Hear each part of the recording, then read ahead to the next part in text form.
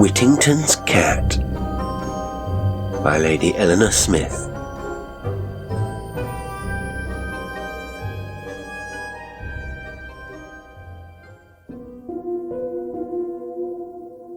Martin was the name of the young man who went alone nearly every evening to the local pantomime. Usually he sat in the dress circle, but sometimes he patronized the stalls, and he had even been seen on more than one occasion seated, still quite alone, in a stage box. The programme girls knew him by sight, and discussed him very frequently, for the regularity of his attendance made him appear something of an oddity in their eyes.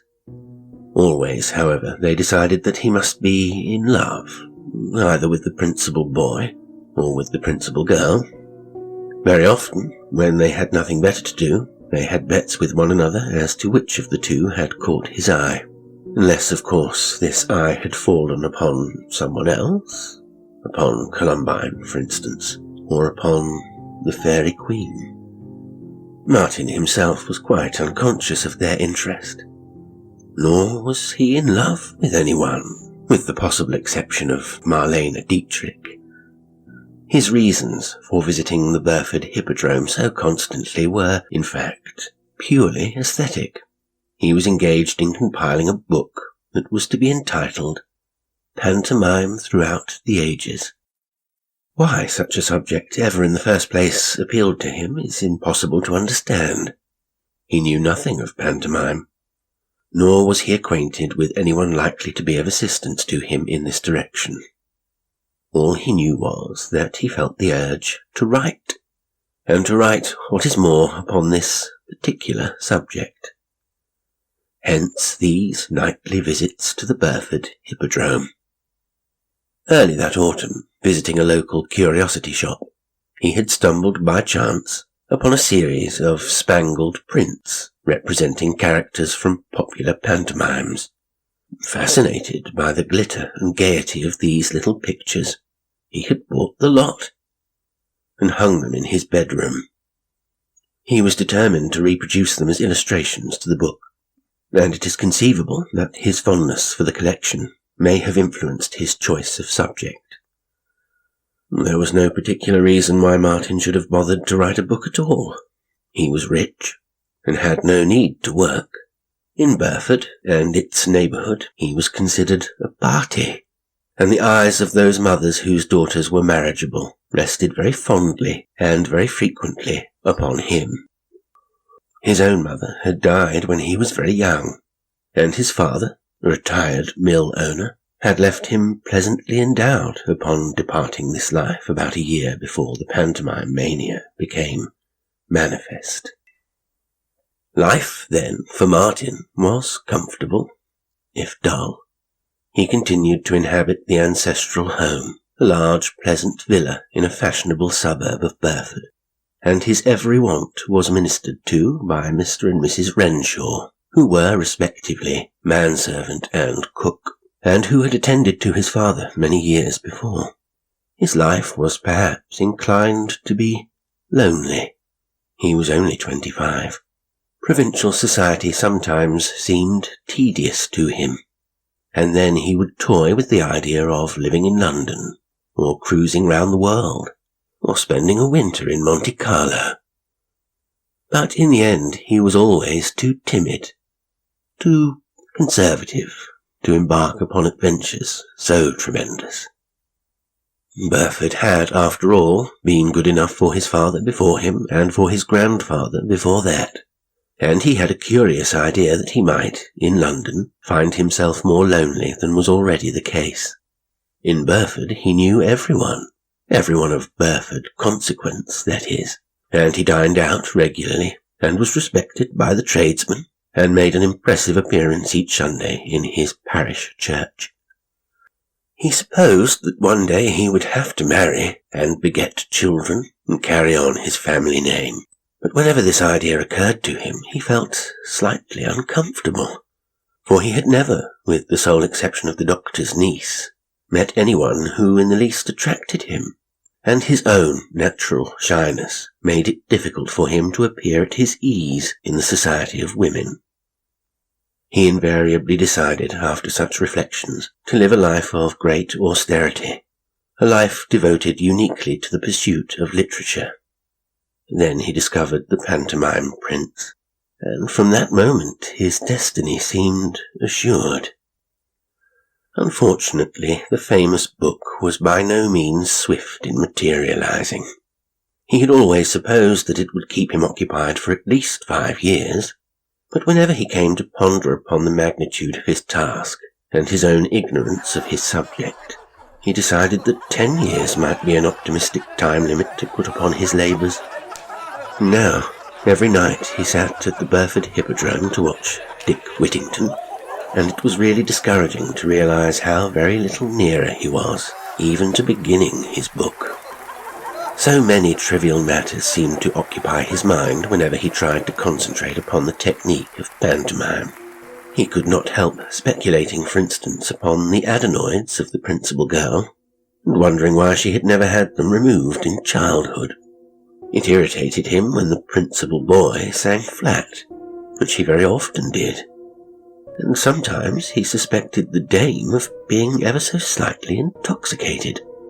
That it would have been possible to scrape up an acquaintance with any of these people never once occurred to him. He would have been too timid in any case to take the first step, and actually he was interested in them not as people, nor as actors, but merely as the traditional characters of Christmas pantomime. One frosty day, early in January, he informed Mrs. Renshaw that he would once again be dining at 6 o'clock. "Yes, sir," she answered politely, but she seemed to hover in the doorway, and he was conscious that she had not yet finished with him. He was correct in this surmise. She coughed for a moment, and then asked casually, "The pantomime again, Mr. Martin?" He was conscious that the Renshaws must think his behaviour absurd, and he therefore answered curtly, "Yes," hoping that that would be an end of the matter, and it seemed to be, for Mrs. Renshaw changed the subject. She said, "I hope that cat didn't keep you awake last night, Mr. Martin." "What cat? I didn't hear anything." "There was one howling all night on the roof. Renshaw threw a shoe at it, and then it stopped for a bit." "No, I didn't hear anything," Martin repeated. He was bored with the subject, for he disliked cats at the best of times. He added, hoping to get rid of Mrs. Renshaw, 6 o'clock then?" And this time she went. That night Martin sat in the front row of the dress circle to watch the tribulations of Dick, Alice Fitzwarren, and the Emperor of Baghdad. During the performance something happened that he had always known would happen if he continued to haunt the Burford Hippodrome. His natural shyness made him long to avoid such an embarrassing encounter, yet to many men less courageous perhaps than himself, what he dreaded would not have seemed so very terrible. During a certain scene, Dick Whittington's cat left the stage to climb up to one of the stage boxes, thence to swing itself along the circle, where it was wont to engage one or other of the spectators in badinage, much to the delight of the entire audience. Now it was Martin's turn to be picked out, and the odd thing is he had known this all night. He turned scarlet, gripping the rail with both hands, while the cat scrambled straight towards him, and small boys nearly split their sides with laughter. Just opposite to him, the cat paused, balancing itself astride the circle. It thrust its mask close to him, and as he flinched away, the audience roared its delight at the embarrassment of this young ninny. The cat wore a suit of shaggy black hair. It seemed enormous, almost like a giant, as it peered towards him, and he could discover no human lineaments beneath the fiercely whiskered mask. Even as he recoiled, he tried to force a ghastly smile, and then the cat, approaching nearer still. whispered to him, "Poor Tom's a cold." Then it vanished, swinging away faster than it had come. Martin felt self-conscious for the remainder of the evening. He decided that he would never again patronize the circle. He was too well known locally to endure such ridicule. He went home, made a few notes, and poured himself out a glass of beer. As he was finishing his drink, his eye fell upon the open notebook at his side. He read, "Origin of the cat skin. This hairy, fawn-like garb, the introduction into pantomime of the feline grotesque, is believed to date from the days of demonology or devil worship. The cat," he read the paragraph once more, shaking his head. It was, after all, entirely surmise. He shut the book and went to bed.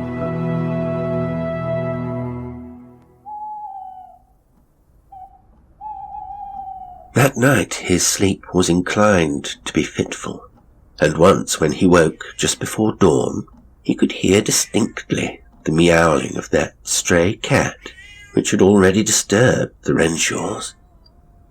Too sleepy, too comfortable to care very much one way or the other, he buried his head in his pillows and soon dozed off once more.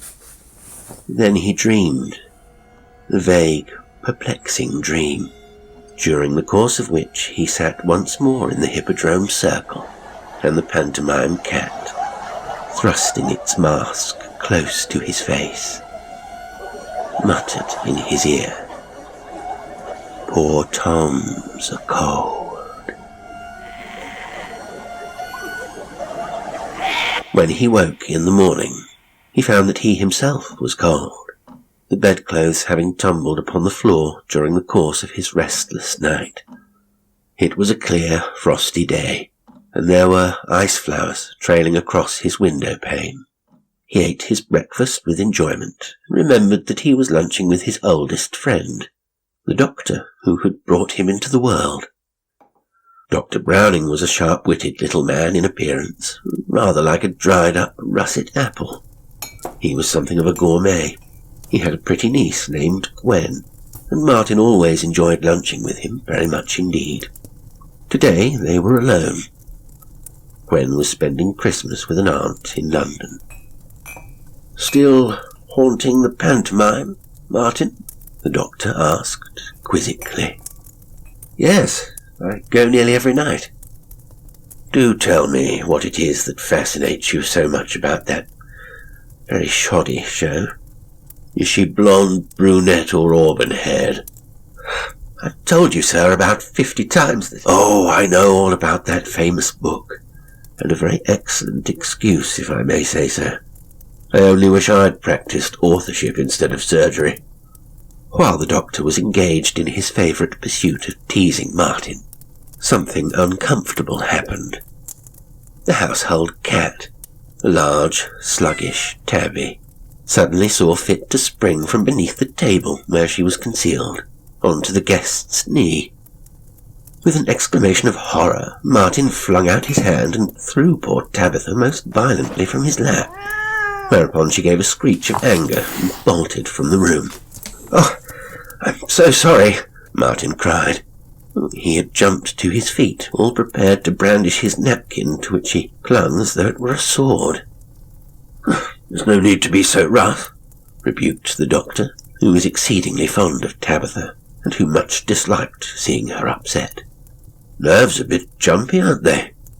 "I'm so sorry," Martin said again. He sat down, feeling incredibly foolish. The doctor repeated his question. "No," said Martin, in reply to this. "My nerves aren't in the least jumpy, really they're not. It's only, you know, cats always give me the creeps. I know it sounds idiotic, but honestly it's the truth. Pantomimes, cats. What on earth next?" was the doctor's retort to these excuses. "God bless my soul, Martin. You're growing into an old maid before my very eyes. Why don't you get away from Burford for a bit? Travel. See the world. Meet other young people. Cats indeed. And he snorted most violently, with the result that his guest felt sulky and resentful, and the lunch immediately turned into something of a failure. Nonetheless, Martin went off to the pantomime once more that same evening. He was sitting all alone in a box, musing as to the probable origin of pantaloon, when the frightful thing occurred. And it was really very frightful indeed. On the stage, a transformation scene was in progress. Tinsel roses were melting into a gilded bower, peopled with dancing elves, when suddenly he felt a touch upon his neck. This touch was indescribably horrible. It was so soft, so furtive, so obviously the contact, not of a hand, but of a padded, cushiony paw. He turned to see the cat bending over him. In the darkness of the box, the cat's eyes gleamed emerald. In 1 second, Martin realized the appalling truth. The cat was no longer an actor in a shaggy suit, but a real cat. A giant cat. A cat nearly 6 feet tall. Martin sprang to his feet. He felt faint, but had no desire to cry out. The cat said again, suggestively, "Poor Tom's a cold." It put its paw upon his shoulder, patting him, obviously conciliatory, and with that sickening and velvety caress, his willpower suddenly failed him. He had no longer any will of his own. It was all in one moment surrendered. Swiftly it had passed, this will of his, like a dark wave, right away from him, into the personality of the cat. He watched his companion dumbly, waiting to see what was wanted of him, and it pointed with one paw at his overcoat that hung upon a peg in the box, together with his hat and muffler. Vaguely he grasped what this gesture signified. It was desirous of escape, and it could only succeed in this project were it disguised in the outward lineaments of a human being. He picked up his overcoat and held it out towards his companion. Slowly, snake-like, the cat slid itself into the coat. It twined the muffler dexterously about its chin, so that the black mask was at least partly concealed. The felt hat it jammed forward upon its ears so that still more was hidden. Then, having regarded itself critically in the mirror at the back of the box, it motioned to Martin. "Home," it commanded briefly. And Martin, that was now no longer Martin so much as an animated puppet, a robot taught only to obey, found himself opening the door of the box that his companion might precede him. The cat strolled through this door with an air almost nonchalant. Had it not been for a plume of black tail protruding beneath the overcoat, it might well have passed for some sober Burford citizen. Outside, it was snowing. The air was thick with a cloud of drifting snowflakes, and the pavement was already powdered as though with icing sugar. The cat moved quietly by Martin's side. Martin wondered whether this was some ghastly nightmare from which he would presently awake. Glancing behind him, fearful of curiosity, he observed with a curious detachment the footprints of the cat, walking beside his own in the snow, round, padded, clear-cut, the prints not of a man, but of the gigantic beast that it was. He shivered. They walked on in silence. Soon they had arrived at Martin's house. and he was obediently fumbling for his latchkey even while he prayed most desperately for escape. How could he possibly introduce this fiend, this spectre, into the pleasant humdrum security of his own home?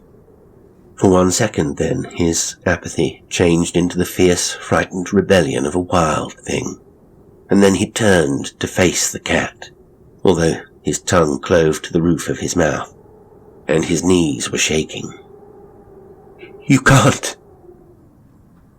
But 2 eyes, like fixed and glaring emeralds, bore like searchlights into his own, and in one moment his defiance had withered away, so that he was once more the slave of this thing that his own imagination had created from an actor's motley. The cat stepped over the threshold before him, and that he knew was a significant moment in the history of this strange adventure. From that instant he realized that the cat was to be master of his home. He shut the door behind him. Very deliberately the cat divested itself of overcoat, hat, and muffler. It stretched itself then so that a ripple of movement slid through all its body, and he was reminded of the many dozing tabbies that he had seen stretched thus on the hearthrugs of his friends. It said, "Supper?" He could not in any way define its voice.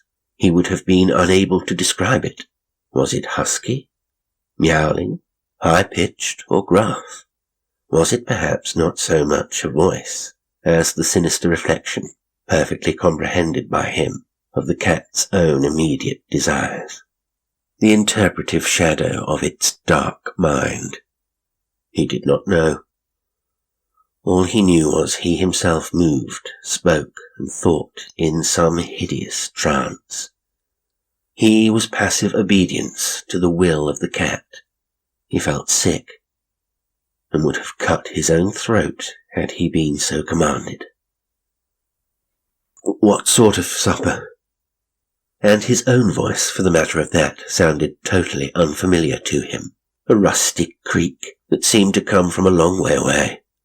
If he pinched himself, perhaps he would awake from all that this nightmare meant.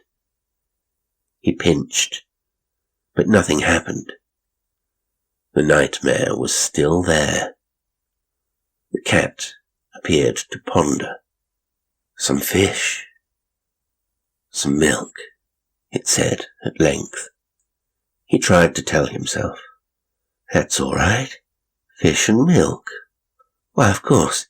It's just an ordinary cat. Nothing at all to worry about." Aloud, he said, "Will you come into the dining room?" The cat at once followed him into the respectability of this apartment, where Martin's father had so often stayed alone to drink his port. It sat down at the head of the table. Its bushy tail stuck out from behind the chair. It said, and again he sensed a menacing inflection, "Don't be long. Tom's hungry." He found himself in the larder without knowing how he got there. He discovered some tinned sardines, half a lobster, and a jug of milk. He hastened back into the dining room. The cat ate, like other cats. Exactly like other cats. That too should have been reassuring, but it wasn't. When it had finished eating, it washed its face meticulously, licking its great paws first, again like other cats. It looked at Martin. "Where is poor Tom's room?" He was not astonished by this question. He had known from the first moment his companion entered the front door that it was there to stay. He knew too that sleep for him would not be possible with such a presence in his home. "I'll show you," he said, "the 3 spare rooms." In silence they made a tour of the bedroom floor. On the threshold of each room the cat hesitated, peered, and shook its head. One room was too cold, another faced the wrong way, and the third looked damp. "Show your room." So that was it. He longed at that moment for some last remaining feeble flicker of defiance, or courage, or self-respect. He longed in vain. His will was still the will of the cat. When it ordered, he must obey, since he could not cast off this hateful thrall. This is my room. The cat glanced at the great glowing fire, the soft, comfortable bed, the warm curtains, all the luxury and security of this pleasant apartment. It seemed to grin. This will do. And in one moment, the detestable black, furry form had glided into Martin's own bed, had insinuated itself beneath his silk eiderdown, had cushioned its whiskered head upon his own pillows. He was dispossessed. The cat was most certainly master now. He returned to the farthest spare room, where he made himself up a bed. The night passed slowly. He was too terrified to sleep, and even had he wished to do so, the persistent yowling of cats on the roof outside would probably have interfered with his slumbers. Mrs. Renshaw the next morning was disturbed by Martin at an unusually early hour. He looked ghastly, and demanded a cup of tea. He then said to her in hesitating accents, "Mrs. Renshaw, I don't want either you or Renshaw to go near my room today." Mrs. Renshaw seemed astonished. He continued, The fact of the matter is that I met an old friend of mine last night. He's ill. He's got a bad chill, and what's more, he's in quarantine for scarlet fever. I'm going to nurse him myself, and I don't want anyone else to go near him." Mrs. Renshaw continued to look astonished. She said, at length, "I've had the scarlet fever, Mr. Martin, and if there's any trouble—" He interrupted her harshly. "I shall look after my friend myself. I don't wish germs to be carried all over the house. And now, you get some haddock for breakfast. Some haddock, and a glass of warm milk."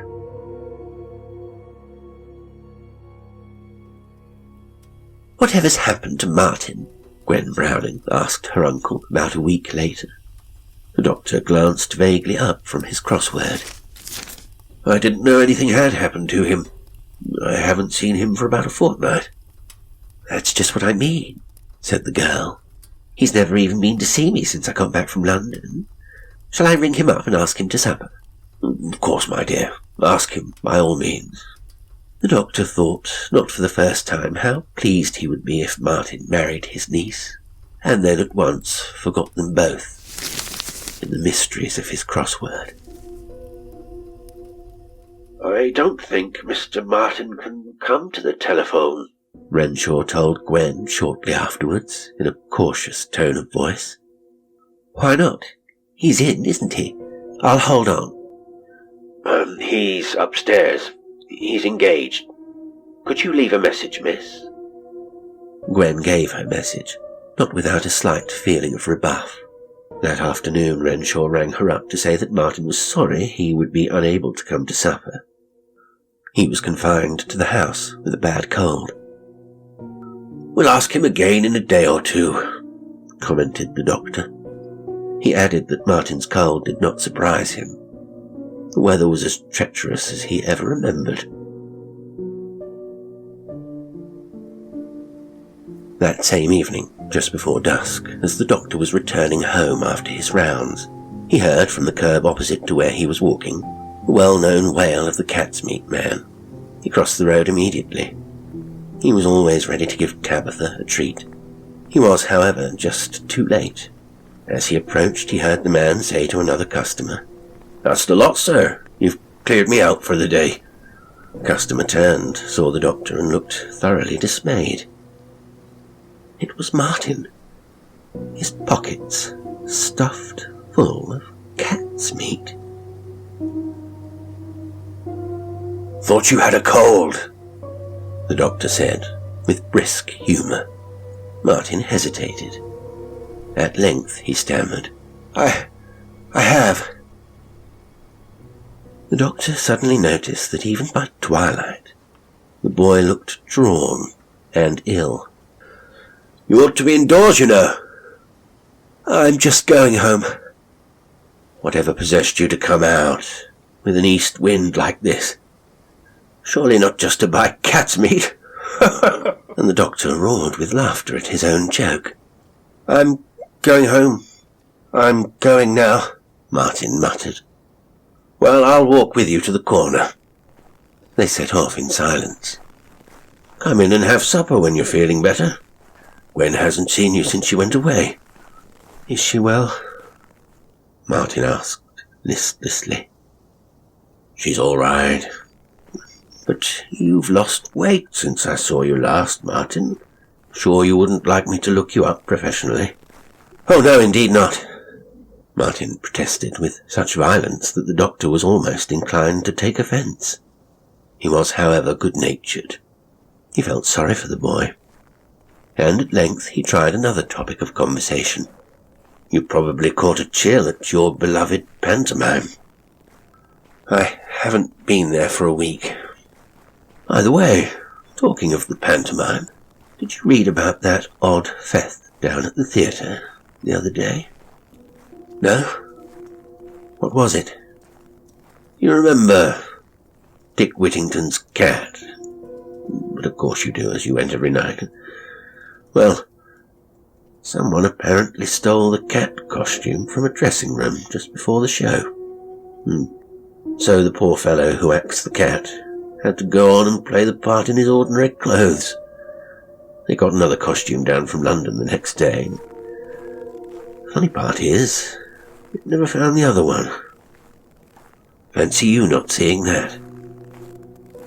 Here, to his great astonishment, the doctor found that he was addressing the air. Martin had vanished round the corner with a quite extraordinary celerity, and with no word of farewell whatsoever. "That boy's mad," the doctor told Gwen later. "Stark, staring mad, mooning about, looking like death, buying enough cat's meat to stock a cat's home, and treating me, who brought him into the world, with the most infernal puppy-dog impudence. Running away from me, I tell you. He's as mad as a hatter." Gwen said, "But Martin hates cats." "He's mad, I tell you," the doctor repeated. "But I tell you he hates them, dreads them. Can't even be in the room with Tabitha." "I don't wish to discuss the young cub any further." But the doctor had by no means finished with Martin, although at the moment he really imagined that he had. The next morning Renshaw arrived, while Gwen and her uncle were at breakfast, requesting the favour of an immediate interview.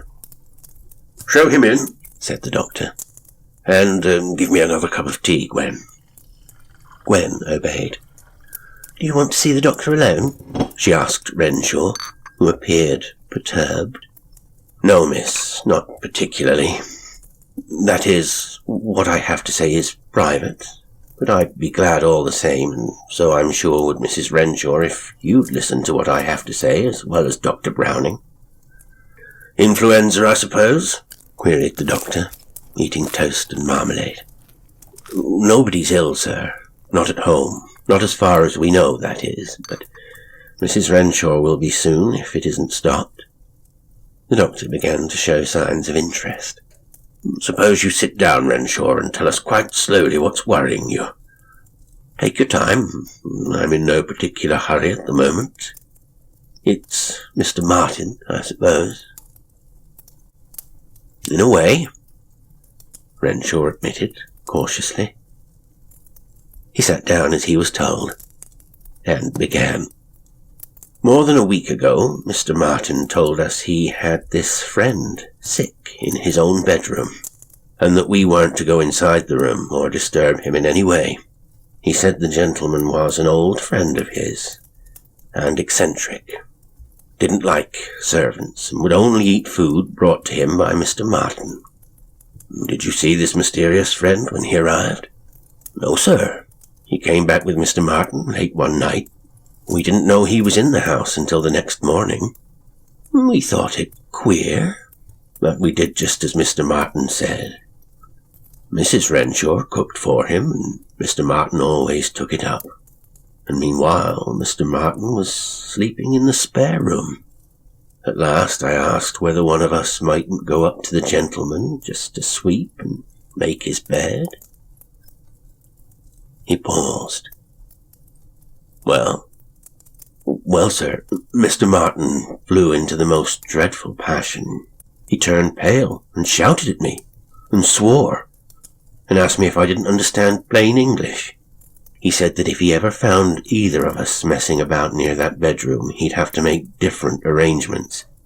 I asked him then how long the gentleman was going to stay, and he flew up again, said it was none of my business, and told me to get out of the room and not interfere. And then, the doctor wanted to know, for the last few days Mr. Martin has looked as white as a sheet, and seems a regular bundle of nerves, quite unlike his usual self. He keeps on complaining, too, to Mrs. Renshaw about the gentleman's food, says it isn't fit to eat, and the gentleman must be humoured. He's never complained about Mrs. Renshaw's cooking before, sir, nor has anyone else. What sort of food, by the way, is being sent up to the gentleman? Dr. Browning asked.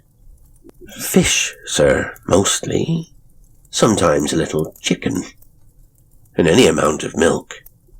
The odd thing is, sir, that, he must eat all the bones, for none ever come down on the tray. We can't quite make it out. There was a pause.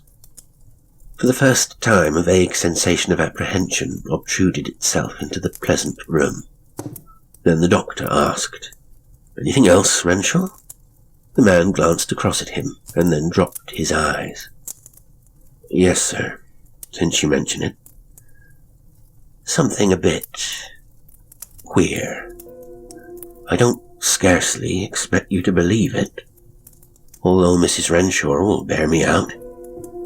I think we'd better hear it, the doctor decided, in a kind tone of voice, if I am to be of any help to you. What was this queer thing, eh? Renshaw licked his lips, smiled nervously, and began. Well, it was like this. The cats have been very bad round the house lately, screeching all night. It hasn't been easy to sleep with so much row.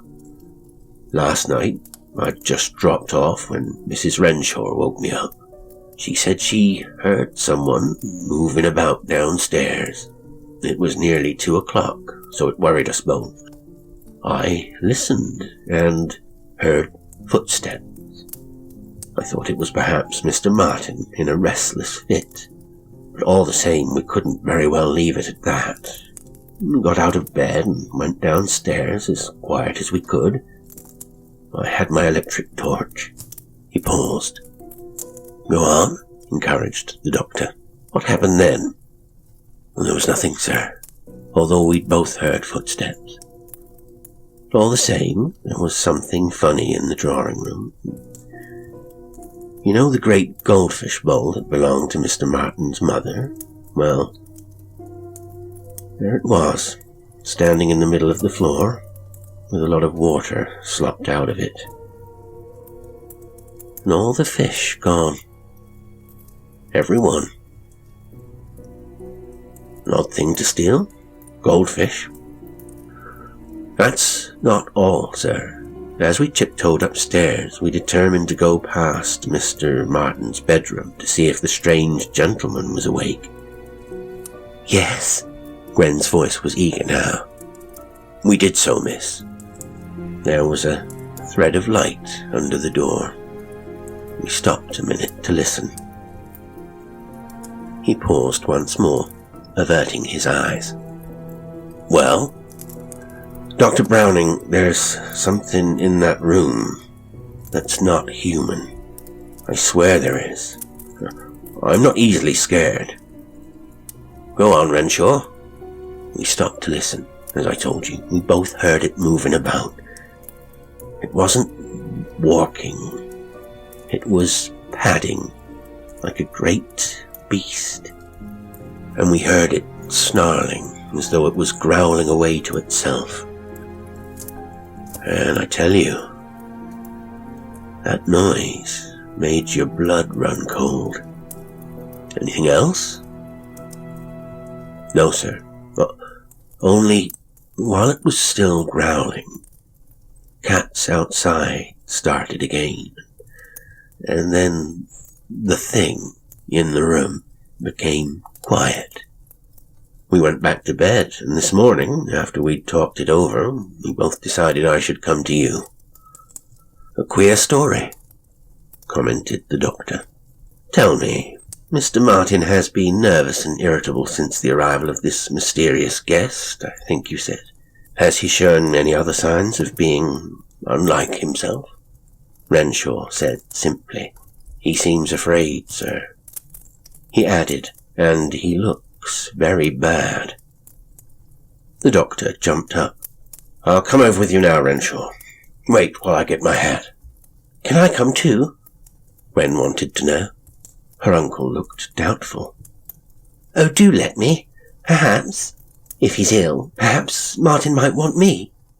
All right, you can come, but hurry up. They were silent, all three of them, as they walked across the busy streets of Burford towards Martin's home. When they arrived at the house, they were admitted by Mrs. Renshaw, who looked pale and anxious. Where's Mr. Martin? Asked the doctor. I don't know, sir. I haven't seen him since he took the gentleman's breakfast upstairs. How long ago was that? It must be about an hour, sir. We'll go and see for ourselves, the doctor said to Renshaw. Don't worry, I'll take all responsibility. When you go into the drawing room and wait. But, Uncle... Do as I tell you. There's a good girl. For all we know, there may be a lunatic at large upstairs. Come on, Renshaw, and bring a stout walking stick from the umbrella stand there. I've got mine. The house seemed very still as they walked upstairs. Only the guttural ticking of a grandfather clock disturbed the silence of the hall. They paused outside the bedroom, but all was quiet there as well. If it's locked, whispered the doctor, we must break it open. Are you ready? But the door was not locked. When the doctor turned the handle, it opened immediately, and they walked in without any difficulty whatsoever. The room was in a strange condition. Sheets and blankets had been stripped off the bed and flung haphazard about the floor, which was still further cluttered up with piles of feathers, as though someone had been plucking chickens, gnawed bones, dirty plates, dishes, and empty glasses that had at one time probably contained milk. The windows were closed, and the room smelled of stale food. There was another odour too, one more difficult to define, the strong, harsh stink of an animal's body. At first sight, the room was empty. Then the two men caught sight of something dark lying on the floor at the foot of the bed. That's it, the doctor muttered. Gingerly they approached the heap of black fur that lay coiled so still. A second afterwards, the doctor burst out laughing. His laughter was rather forced. "Ha ha ha! Fooled again," he said.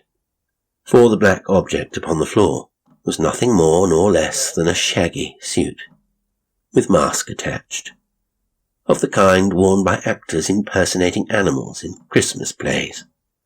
For a moment all horror was removed. The hairy skin, the papier-mâché mask, brought back immediately reassuring memories of Peter Pan, of other pleasant, childish, homely amusements. The doctor picked up the suit and held it, dangling limply from his hand. Nothing more nor less than an empty, grotesque, tousled cat's skin. Then Renshaw, moving across to the other side of the bed, gave a sudden cry of fear and horror. The doctor dropped the cat's suit more abruptly than he had picked it up. "Look, sir!" On the floor near the fireplace, Martin's body lay sprawled. It was concealed by the bed, and that was why they had not seen it before. The doctor knelt down and gently lifted the boy's head. It was then, as he afterwards said, that he himself, with all his fund of grim experience, felt physically sick. Martin's throat was bleeding profusely. It was lacerated, torn, a mass of fiendish, slashing, brutal wounds. The mark of the beast, for such fury of destruction by tooth and claw. No human being could ever have been responsible. "Good God," whispered Renshaw. "Is he dead?" The doctor answered brusquely. "Get me a basin of water! Quickly! Do you hear? Quickly!"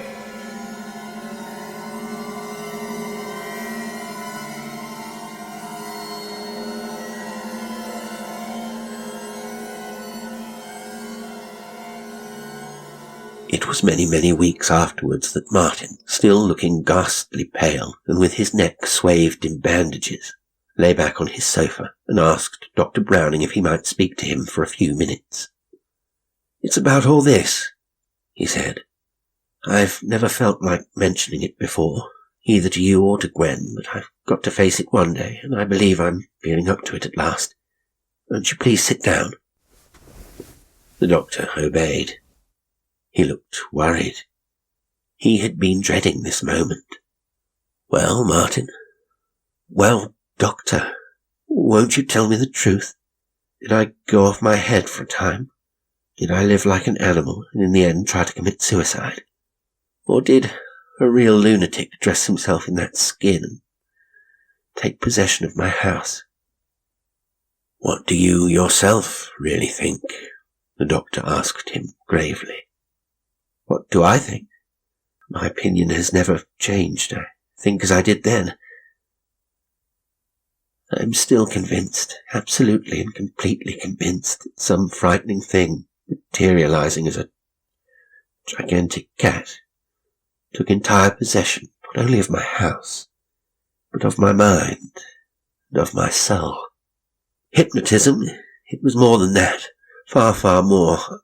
I was the will of this creature, whatever it may have been. I existed only to do its bidding.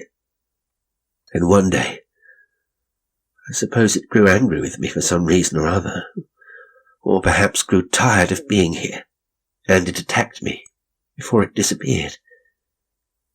That sounds like a madman's explanation, doesn't it? But frankly, I have no other.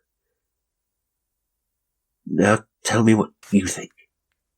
The doctor lighted his pipe. "I think you're very lucky to be alive." "What else?" "I'll tell you, Martin, since you want to know. What I've got to say is unethical, and the world would probably laugh me out of the medical profession if it heard me talking to you, but I'll chance that." He took a pull at his pipe. "Look here, Martin. It's not good for any young man to live so much alone as you've been doing. This lonely house, these books, it's not a healthy existence. You're inclined to be imaginative, you're a bit neurotic into the bargain, and all that combined is tempting Providence." "Well?" "Merely this. Let us suppose for a moment that there do dwell on the borders of this world and some other world unclean spirits, evil elementals, forever in search, so to speak, of pliable human minds on which to impose their own will. Suppose, I say, just suppose such creatures exist. You yourself would undoubtedly have been an ideal victim for their experiments. Do you see?" There was a pause. "I see," Martin said slowly. "That at least you understand my story, and don't think me mad." "I don't think you mad. Go abroad for 6 months, and when you come back to Burford, Try to interest yourself in something less solitary than study. Buy a car, but learn to repair it yourself. Keep a horse, but groom it. And don't go mooning about by yourself at pantomimes any more. Take some children with you next time." "There won't be any next time," said Martin. It was only when he was alone once again that Martin noticed something curious. He was looking, for the first time for many weeks, at the pantomime prints of which he was so fond. How pretty they were, how gay, how bright were their spangles. There were Pantaloon and Harlequin, and the Demon King, and there was Columbine, and there the cat. But no, that was the funny thing. The form of the cat had disappeared entirely from its frame.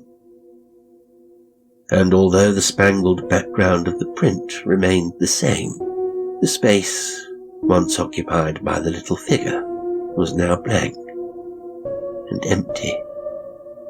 The cat had vanished. Could it, he hoped, be forever?